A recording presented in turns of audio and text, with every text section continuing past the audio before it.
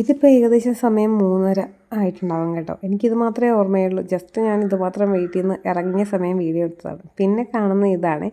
എന്നാണെന്നറിയാമല്ലോ, ഈയിടെയായിട്ട് ഞാൻ വണ്ടിയിൽ കയറിയ ഭയങ്കര ഉറക്കമാണ്. കഴിഞ്ഞ ട്രിപ്പിന് ഞാൻ ഒന്നും അങ്ങനെ ഉറങ്ങിയിട്ടുണ്ടായില്ല കേട്ടോ. അപ്പോൾ അതുകൊണ്ടാണെന്ന് തോന്നുന്നു ഇപ്രാവശ്യം ഞാൻ വണ്ടിയിൽ കയറിയിട്ട് ഫുൾ ഉറക്കമായിരുന്നു. കയറിയ ആ സമയം മുതൽ ഫുൾ അങ്ങോട്ട് ഉറക്കമായിരുന്നേ. ഇതിപ്പോൾ എവിടെയാണെന്നറിയാമോ? ഈ മഞ്ഞ ഡ്രസ്സൊക്കെ ഇട്ട് വന്നപ്പോൾ നിങ്ങൾക്ക് മനസ്സിലായിട്ടുണ്ടാകുമോ എന്നറിയില്ല. ഇപ്പോൾ ഏകദേശം മനസ്സിലായിട്ടുണ്ടാകുമായിരിക്കില്ല ആ മഞ്ഞ ഫുള്ള് കാണുമ്പോൾ. വേറെ എവിടെയല്ല, വർക്കലയിലാണ്. വർക്കല ശിവഗിരി മഠത്തിൽ വന്നിരിക്കുവാണേ. അപ്പം ഞാനിതുവരെ ഇവിടെ ഇങ്ങനെ വന്നിട്ടില്ല, ചിന്നും വന്നിട്ടില്ല കേട്ടോ.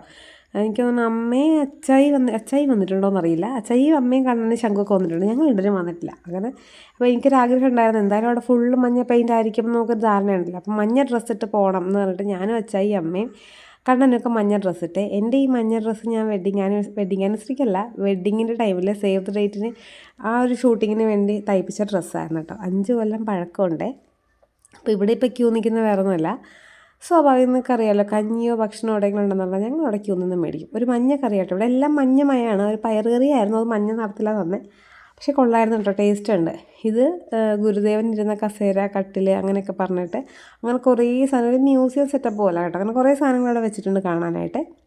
അതുമാത്രമല്ല, കുറേ കോട്ടിങ്സ് ഒക്കെ എഴുതിയിട്ടുണ്ട്. കോട്ടൊക്കെ ഇല്ലേ, അതായത് കുറേ മഹത് വചനങ്ങളെല്ലാം എഴുതി ഓരോ ഭാഗത്തായിട്ട് വെച്ചിട്ടുണ്ട്. അതും എല്ലാം കൊള്ളാം. പിന്നെ ഇവിടെ ഞങ്ങൾ മാത്രമല്ല കേട്ടോ മഞ്ഞ, ഇവിടെ ഫുൾ എല്ലാവരും ഓൾമോസ്റ്റ് മഞ്ഞക്കാരാണ്.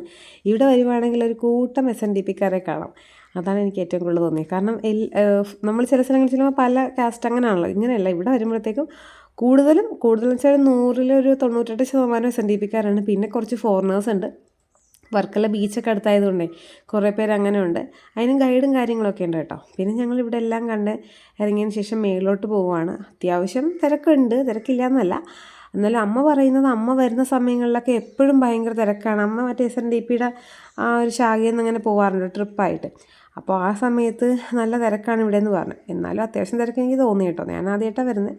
അപ്പോൾ ഞാൻ കാണാത്ത സ്ഥലങ്ങളിലൊക്കെ ഒന്ന് കാണാം അങ്ങനെ പറഞ്ഞിട്ട്. പിന്നെ അത് മാത്രമല്ല, നമ്മുടെ ആ കുടുംബക്ഷേത്രത്തിലൊരു ഗുരുദേവൻ്റെ ഇത് വയ്ക്കുന്നുണ്ട്, അമ്പലം പണിയുന്നുണ്ട്. അപ്പോൾ അതിന് മുന്നോടിയായിട്ടൊക്കെ ആയിട്ട് വന്നതാണ്.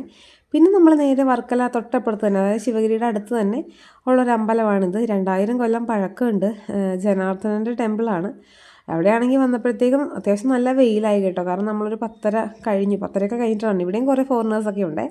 അപ്പോൾ ഞങ്ങൾ ഓടി വന്ന് ചുറ്റിത്തൊഴുതിട്ട് വേഗം തന്നെ അകത്തോട്ട് കയറുക കാണാം. കാരണം വെച്ചിട്ടുണ്ടെങ്കിൽ നമുക്ക് അമ്പലം അടക്കുന്ന സമയമായിരുന്നു. ഞങ്ങളങ്ങനെ നന്നായിട്ട് കണ്ടു. അവിടെ ഇങ്ങനെ മുട്ടിൽ കുത്തിയിരിക്കുമ്പോഴാണ് കറക്റ്റായിട്ട് ഭഗവാനെ കാണാൻ പറ്റുന്നത്. അങ്ങനെ ഭഗവാനെ എല്ലാം കണ്ടു. ട്രിപ്പ് ഇവിടെ അവസാനിക്കുന്നില്ല, ഇനി വേറൊരു അമ്പലത്തിൽ പോകാനുണ്ട്. അപ്പോൾ നെക്സ്റ്റ് ആയിട്ട് കാണുന്നവരെ ബൈ ബൈ.